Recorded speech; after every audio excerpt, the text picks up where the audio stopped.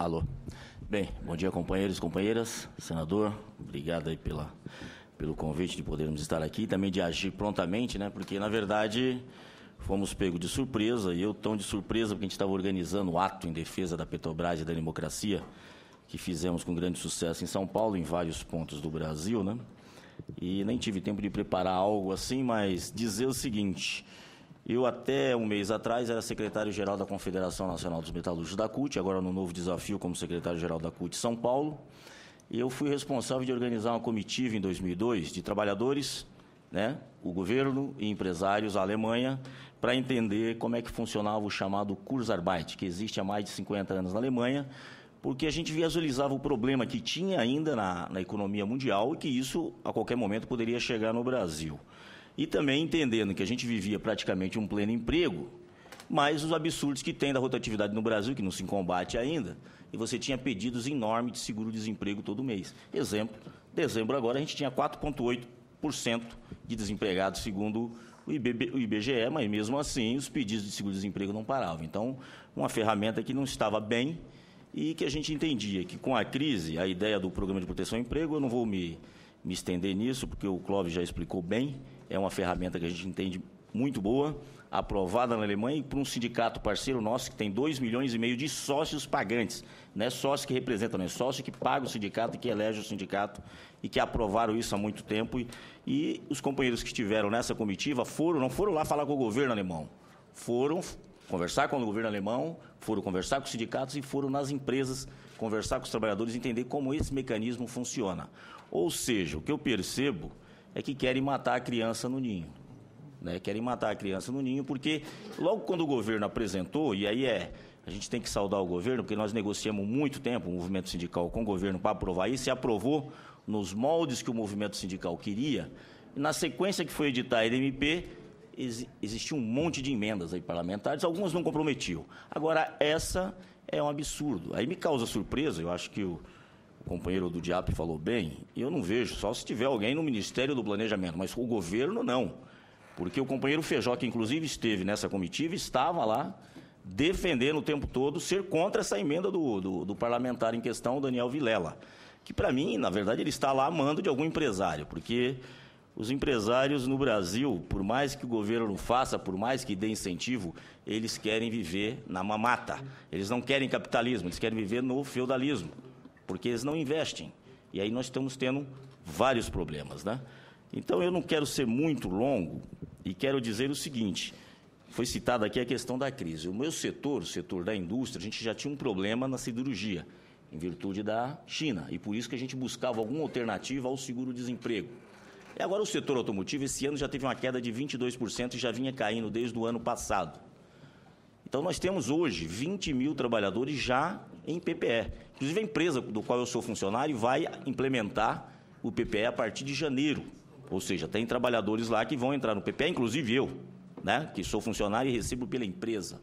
Então, tem várias empresas fazendo isso, não empresas só de grande porte, mas empresas de pequeno porte. E o mais interessante, senador, que a medida provisória foi tão bem elaborada que tinha muita empresa que não queria fazer o PPE. Chegava para a gente: eu quero entrar nesse negócio aí, só que eu tenho um problema, eu estou negativado.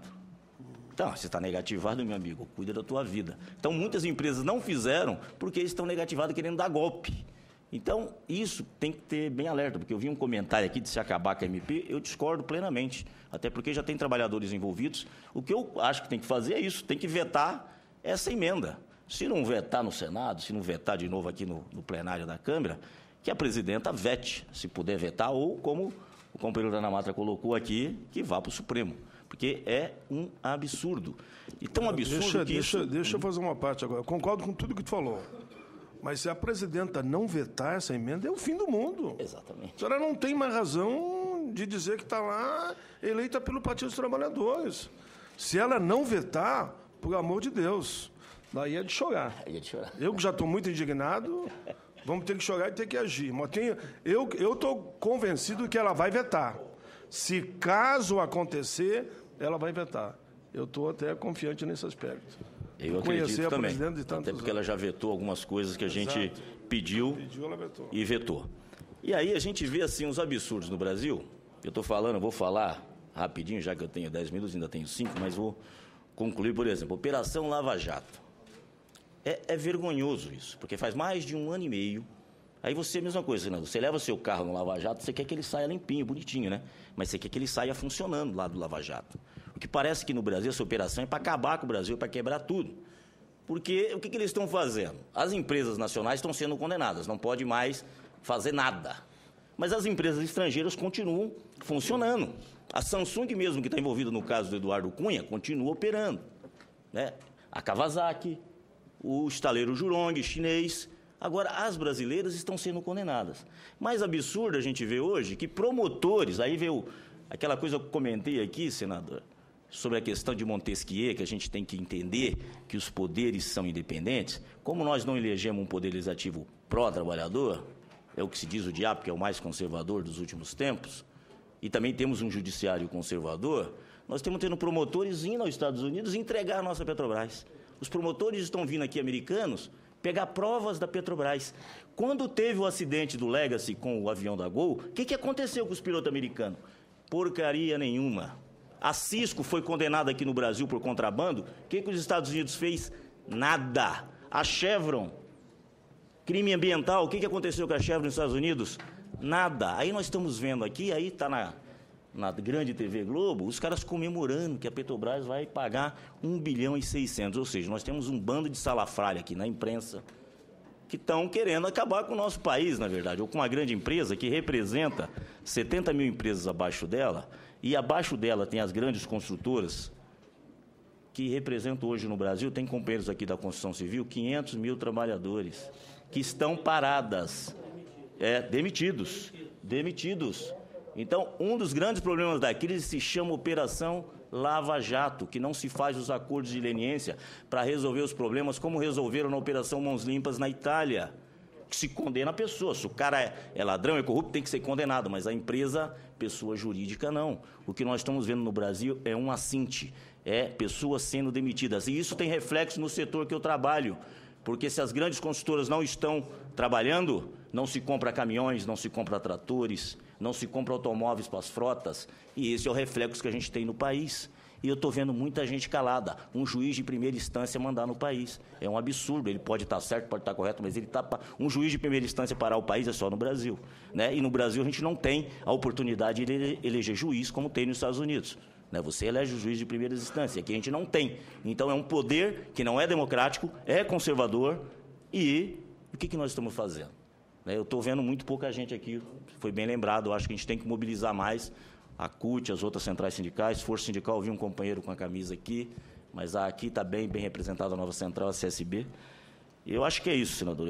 Eu quero colocar aqui, até para concluir, porque essa questão do PPE é muito importante para nós, principalmente do setor da indústria, tem nos ajudado, tem ajudado o governo também, porque ele custa menos do que o seguro-desemprego, e o trabalhador continua contribuindo para a Previdência, continua contribuindo no imposto de renda, ele não tem problemas com a sua aposentadoria, como acontece com o chamado layoff, que foi regulamentado em 98. Então é isso. Então eu faço aqui uma fala de defesa da MP, execrando esse veto, que é um absurdo, que é realmente acabar com a legislação trabalhista no Brasil, que muitos tiveram sangue derramado para mantê-la. Muito obrigado. Muito bem, João Caires, que falou em nome da Central Única dos Trabalhadores. Mas isso eu acho que é consenso entre nós. Entendo que é consenso. Claro que pela força de expressão, o que diz um dirigente? Bom, se é para aprovar isso dentro, é melhor, então, derrubar a própria MP. Se é para aprovar isso dentro. É isso, eu acho, a expressão que ele quis usar. Nós todos fizemos um bom debate, você estava aqui, eu acho, nessa própria comissão, e todos defendemos. Eu, como presidente da comissão, depois de ouvir o sindicalista, defendi com a maior tranquilidade, porque vocês me convenceram que a MP, de fato, é importante. O problema foi a sacanagem que eles fizeram, o golpe que eles deram, o banditismo que eles fizeram de colocar dentro da MP um artigo que revoga a CLT. E daí não dá para aceitar. Eu sei que as centrais, a CUT, todos têm o mesmo ponto de vista. Por isso que eu disse que, se houver a desgraça, eu não gosto de falar em desgraça, de o Congresso aprovar essa porcaria, essa vergonha nacional, que é a revogação da CLT, eu tenho certeza que a Dilma revoga, que a Dilma veta. Mas tenho certeza que ela veta. Mas eu não quero nem que chegue lá. Acho que em nome da seriedade, da vergonha na cara, da hombridade de deputados e deputadas, senadores e senadoras, e eu aqui não estou ofendendo ninguém, não. Eu entendo que aqui, naquele momento, aqueles votinhos que deram foi um voto despercebido, mas que agora, na votação da MP, eu acho até que vai ser unanimidade. A reação da população brasileira é tão grande, o próprio relator vai retirar, ou, por unanimidade, Toninho, olha a minha ousadia, por unanimidade eles vão revogar esse artigo. Não, eu ri para não chorar, né? Bom, vamos lá. O nosso querido presidente da Central Geral dos Trabalhadores do Brasil, que fala aqui por ela, ele é o presidente aqui do Distrito Federal, que é o Flauzino Antunes Neto, que também tem viajado conosco aí nesse debate para acabar com o PL 30 da terceirização. Bom dia, companheiros e companheiras. Bom dia, senador Paim, aos companheiros aqui da mesa, das centrais. Eu gostaria de fazer um relato histórico, um resgate histórico, né, falando da questão do direito. Eu vou falar um pouquinho da economia, né, que sou economista, e foi citado aqui por alguns que me antecederam. O Smith, que foi o pai da economia moderna, falava, como professor de ética, que o capitalismo, na sua busca incessante pelo lucro, nunca teve ética. Então, eles vão fazer de tudo que for possível, fora e dentro da ética, para ter o seu lucro, seja ele com a morte de trabalhadores ou não, pelo sugamento das suas forças vitais ou não. Então, é esse o embate, esse é o espírito que se foi colocado. Isso ele falou no século XVIII. Depois, Marx veio no século XIX falando que se os trabalhadores não se unissem, não buscassem os seus direitos, essa matança, essa ganância dos capitalistas iam até as últimas consequências. E isso no século XIX. No século XX, vários economistas vieram falando que não se poderia mexer na flexibilização do salário, né, porque o avanço dos trabalhadores vieram ganhando direitos, e aqui no Brasil se consolidou com a CLT, com Getúlio Vargas e outros lugares do mundo. Então, a humanidade vem se avançando nos direitos dos trabalhadores. Agora, no século XXI, estão querendo voltar atrás, tirar tudo isso que foi conquistado durante os séculos.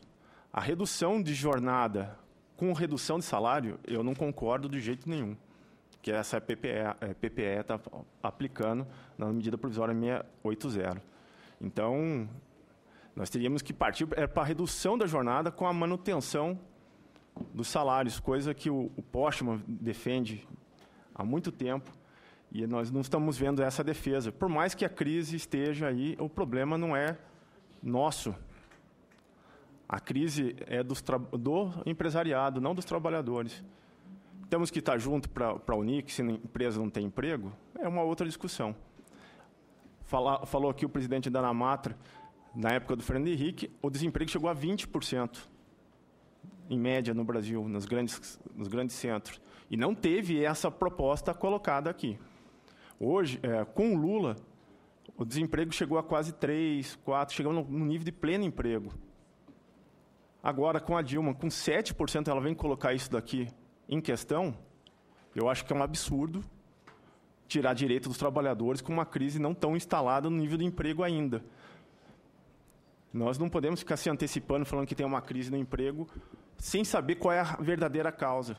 A verdadeira causa está na falta de investimento do setor produtivo, que foi colocado aqui. Mas esse investimento produtivo não está sendo empregado por quê? Porque está se inibindo a formação de capital de investimento no Brasil com a taxa de juros na estratosfera. Fica melhor para o empresário investir no capital financeiro do que abrir novos postos de trabalho.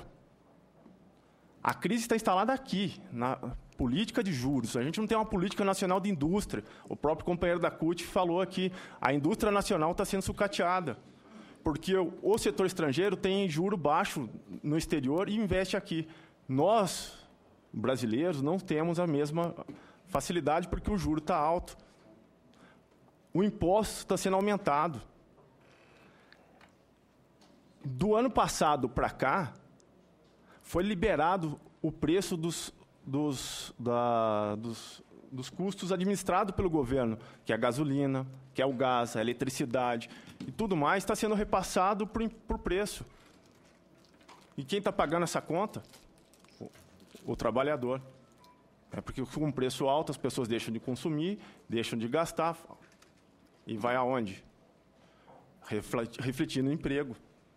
Então, o emprego não está no PPE, está na política econômica que está sendo implementada no Brasil. Nós temos que discutir que a onda neoliberal que está vindo para cá, para acabar com os direitos que toda a classe trabalhadora vem conseguindo durante os séculos, está sendo desmontada agora. É a contra-ataque do setor empresarial, senador.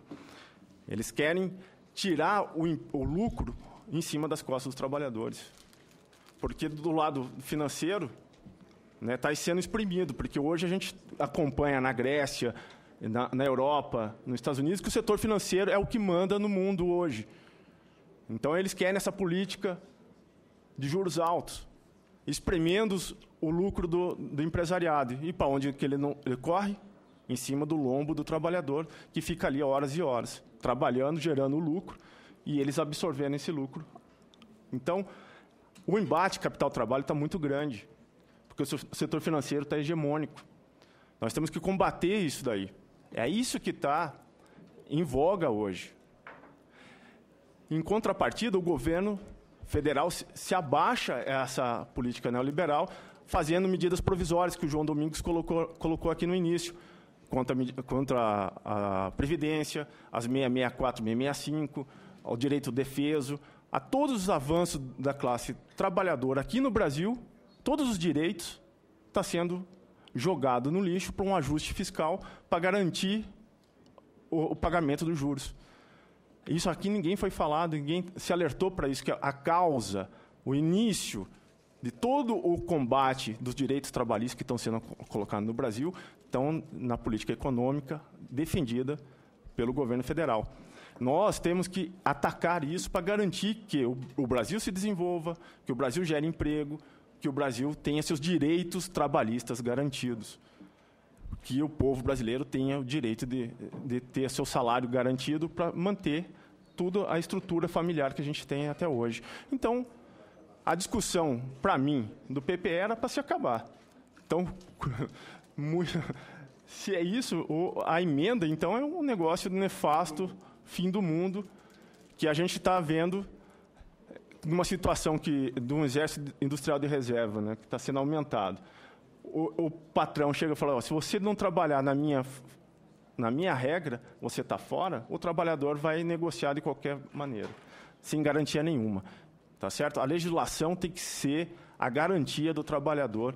A CLT é a garantia que o trabalhador tenha seus direitos preservados. Então, nós não podemos atacar a CLT, nós temos que proteger para que o trabalhador lá na ponta, lá nos rincões desse Brasil, tenha seu direito garantido. Então, se eu pudesse, era pela rejeição da medida provisória como inteira e a sua emenda também. E que fique bem claro aqui a nossa alerta da CGTB, que a gente defende esse avanço da política neoliberal financeira em cima dos direitos dos trabalhistas, tá certo? Esse é o nosso recado e muito obrigado. Muito bem. O Flauzino Antunes Neto, falando em nome da CGTB, diz que... Eu vou arredondar aqui a tua fala, me permita. Ele diz que ele já era contra essa MP e agora, então, não tem sentido nenhum. E acaba aquilo que também, se for o preço para pagar, pessoal, sinto muito. Até eu votarei contra a MP. Se for o preço, eu voto contra. Se disserem para mim, só se tu votar contra a MP que cai essa emenda, eu voto contra a MP. Eu que aqui, no debate com a Central, tive posição muito clara. Agora, se nós conseguir retirar, aí sim, o meu amigo senador que ficou bravo comigo, essa proposta, que essa sim é maldita, aí o debate é outro. Essa aí é o fim do mundo. Como eu disse aqui para ele baixinho, é o fim do mundo. Agora vamos para o Flávio Werneck Meneghelli. Flávio Werneck Meneghelli. que vai falar pela CSB, vice-presidente da Central dos Sindicatos Brasileiros. Depois que vai falar o Diego, em nome da OAB, doutor Diego. Bom dia, senador Paim. Bom dia aos colegas aqui presentes. Bom dia, JP. Qual cumprimento os demais representantes da mesa aqui, nosso colega de lutas, de muitas lutas. Bom, nós já tivemos muitas pessoas colocando pontos de vista econômicos, de direito, falamos de inconstitucionalidade formal, material, passando pela uma idealização econômica, um resumo econômico do século XVIII para frente, e eu vou tentar contribuir um pouquinho, lembrando alguns pontos que ainda não foram citados pelos demais colegas. O primeiro que eu acho que é importante a gente lembrar é a Declaração Universal dos Direitos do Homem. Eu vou cometer aqui o abuso de fazer uma leitura rápida de uma parte da Declaração Universal dos Direitos do Homem. Todo homem que trabalha tem direito a uma remuneração justa e satisfatória, que lhe assegure, assim como a sua família, uma existência compatível com a dignidade humana e a que se acrescentarão, se necessário, outros meios de proteção social. Esse texto é o texto principal da Declaração Universal dos Direitos do Homem. Eu gostaria de lembrar isso aqui, por quê? Porque esse contrabando que foi feito na MP atinge frontalmente a Declaração Universal dos Direitos do Homem, atinge frontalmente a CLT. E aí, quando a gente puxa a CLT um pouquinho, eu gostaria de lembrar, fazer um histórico também, lembrar um pouquinho quais foram as fontes da CLT, que Getúlio Vargas, quando começou a pensar em construir a CLT, quais foram as 3 principais fontes que ele buscou na construção da CLT. Primeiro, o Congresso Brasileiro de Direito Social foi uma das fontes. A segunda foram as convenções internacionais do trabalho. E a terceira foi a encíclica Rerum Novarum, que quer dizer das coisas novas, à época. Das coisas novas, do Papa Leão XIII, que, numa carta aberta aos bispos sobre as condições da classe trabalhadora, ele orientou todos os bispos a proteger os trabalhadores à época, por conta do excesso do capital. Então, gente, o que nós estamos vendo por uma emenda é a desconstrução de todo um arcabouço protetivo do direito do trabalhador. E não um arcabouço meramente brasileiro, ou seletista, ou getulista, mas um arcabouço de proteção mundial. Algo que nós trabalhamos e levamos anos para construir. E como eu coloquei aqui, num contrabando, numa tentativa subterrânea, subreptícia, de se acabar de uma só vez com toda essa proteção e esses direitos dos nossos trabalhadores. Eu vou abrir um parênteses de novo, senador, para o colega João Caires, ele falou da Operação Lava Jato. Eu não vou pessoalizar, colega, a Operação Lava Jato, ela não deveria, né, ter nomes, e nem juízes de primeira instância, delegados, promotores, etc. O que se tem que discutir no Brasil, como ganho para a população brasileira, como ganho para a economia brasileira, é a modernização da metodologia investigativa, que hoje trava o cenário econômico todo por conta da sua dificuldade, sua burocracia. É uma metodologia arcaica que só existe no Brasil. Então, abrindo esse parênteses para colocar para o colega João Caires essa situação da segurança pública que tanto eu repiso, ou a gente estuda uma metodologia moderna e eficiente de segurança pública, ou acontece isso. Além da condenação sem provas de pessoas, as reputações, né, que vão pro ralo, com uma metodologia burocrática e arcaica que nós temos, nós ainda engessamos a economia brasileira, o que garante aos empresários internacionais toda a comemoração possível com esse engessamento da nossa economia. Bom, para terminar, gente, eu não vou me estender muito, eu gostaria de colocar só que causa a CSB muita estranheza a intenção de restrição dos direitos trabalhistas em pleno século XXI. Nós tínhamos aí, para esse suposto ajuste fiscal, Flauzino, muitas possibilidades a trabalhar. Nós temos aí um spread bancário altíssimo, nós temos um imposto sobre grandes fortunas que nunca foi regulamentado, nós poderíamos trabalhar um imposto de renda realmente progressivo, como tem na Constituição Federal, e aí foram citados alguns países aqui, como Canadá, Espanha, etc. Eu vou me ater ao Canadá. O Canadá tem um imposto de renda que chega a quase 65%, dependendo da faixa. Mas, em compensação, se dá saúde, se dá educação, se dá segurança pública, todos os princípios basilares são oferecidos em contrapartida. Nós precisamos olhar onde está sendo feita a sangria para combater a sangria. E hoje eu tenho certeza que a sangria no Brasil advém das instituições financeiras. E aí deve ser feito o ajuste fiscal. Em cima do que o Flauzino colocou, em cima do spread bancário, em cima desses juros absurdos, altíssimos. Nós temos que trabalhar e a classe trabalhadora tem que trabalhar e buscar oferecer um ajuste fiscal onde ele deve ser colocado, onde está havendo a sangria no país. Acabar com a especulação e colocar o dinheiro onde realmente nós podemos alavancar o Brasil, na produção. Só por fim, lembrando que nós caímos pela metade aí no que diz respeito à produção no país nos últimos 8, 10 anos. Obrigado, Paulo Paim, senador Paulo Paim, pela oportunidade de colocar nosso posicionamento aqui.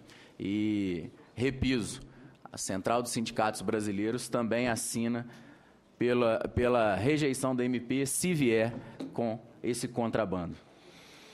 Muito bem, esse foi o Flávio Werneck Meneghelli, que diz que não é contra a MP, mas é claramente contra esse contrabando, que isso unifica todos nós. Agora eu passo a palavra ao Diego Monteiro, que vai falar pela OAB. Muito obrigado, senador, por mais esse convite pela Ordem dos Advogados do Brasil para participar de uma audiência pública e para discutir assuntos tão importantes que estão modificando bastante a esfera jurídica no país, que, no meu ponto de vista pessoal e profissional, gera uma grande instabilidade jurídica, pois a cada dia que passa temos uma nova emenda, uma nova lei, um novo fato vindo.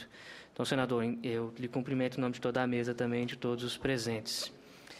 Em nome da Comissão de Seguridade Social, e também sou assessor da Federação dos Aposentados de Brasília, cujo presidente é o Pimenta, meu grande companheiro, senador, o que vem acontecendo hoje nessa área legislativa e jurídica são essas emendas zumbis, que eu gosto de chamar de emenda zumbi, um outro colega chamou de emenda jabuti. Gostei do nome, do apelido dado. São emendas dadas em medidas provisórias, já são medidas extremas, que nem deveriam existir para tratar de certas matérias, que já causam muita estranheza, e ainda vem uma emenda nessa medida e cria uma situação meio esdrúxula e meio lastimável, como é o caso do artigo 11 e 12, que foi incluído nessa MP 680. Sobre o crime de lesa pátria, que o senhor até colocou no chamamento para essa audiência pública e iniciou aqui o debate falando sobre ele, eu queria deixar, senador, a denominação e a definição do crime de lesa pátria bem claro para todos, para que se identifique a gravidade do que vem se acontecendo no nosso país. Lesa pátria é qualquer aliança política traiçoeira que causa prejuízos ao país, acabando com a democracia, soberania e liberdade de seu povo, bem como efetuando desvios fraudulentos dos cofres públicos, impondo com isso um regime autoritário fundamentado na esquerda ou direita, radical ou não, emparelhado o Estado e subjugando o povo, enganando, comprando, escravizando ou fraudando eleições para se permanecer no poder. Palavras importantes: subjugando o povo e escravizando para que se mantenha no poder. É o que hoje, infelizmente, o governo vem fazendo. Governo esse, senador, que embora seja do mesmo partido que Vossa Excelência, não lhe representa de forma alguma. E o senhor está muito aquém disso. Sobre essa emenda, esses artigos 11 e 12 da MP 680, essa negociação sobre o legislado, como bem deixou claro, e também não vou entrar muito nesse assunto, é inconstitucional tanto do ponto de vista material quanto formal, certo? E não somente é culpa do deputado Daniel Vilela essa questão da emenda, pois ela foi aprovada, então vários deputados foram com ele na aprovação dessa emenda. E, óbvio, ele deve se justificar, mas também todos os deputados que votaram a favor. Creio que as centrais sindicais aqui irão atrás deles querendo explicações. Agora, sobre esse tipo de emenda jabuti, ou esses zumbis legais, que a gente chama, que são essas emendas que trazem à tona alguns assuntos que não mereciam caber nesse momento, senador, semana passada foi aprovada uma emenda na MP 676, aqui mais falando da parte também dos aposentados, diretamente ligada ao pessoal que trabalha, que é sobre a desaposentação. Texto de lei, o qual tive o prazer de ser autor de uma proposta que ofereci ao senador Paulo Paim, que distribuiu ano passado sobre o número 172 de 2015. Só que, infelizmente, o que foi aprovado na Câmara está sob um sério risco, como aqui também se discute a MP 680. Pois essa MP 676 da desaposentação, essa emenda, cria sérias contradições do ponto de vista do direito previdenciário. Tá? Por quê? Ela não trata de uma renúncia de benefício, mas sim de uma revisão. Mas uma revisão totalmente limitada, que não vai se recalcular o fator previdenciário e nem vai se possibilitar a troca de benefício, para que, por exemplo, a pessoa possa optar pelo fator 85-95.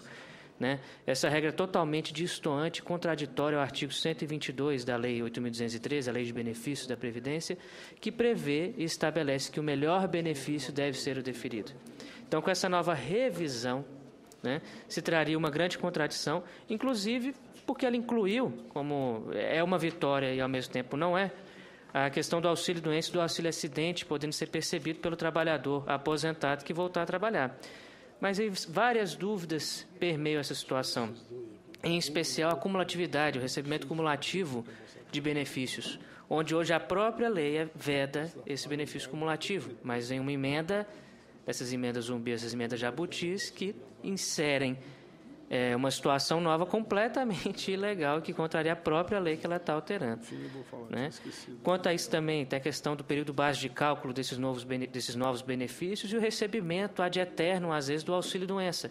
Porque como o novo projeto veda a troca de espécie de benefício, significa que a pessoa que entrar no auxílio-doença e por algum motivo ficar incapacitada total e definitivamente, ou ela vai parar de receber o auxílio-doença e receber sua aposentadoria anterior, né?